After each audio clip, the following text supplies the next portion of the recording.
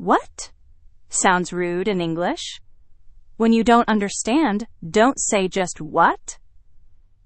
Say sorry, or pardon, or could you repeat that? Much more polite. Native speakers judge you by small words. What? Sounds angry or annoyed, even if you don't mean it. Tone matters. Word choice matters. Small changes make big difference. Sound polite and respectful automatically. Change this habit today. People will respect you more.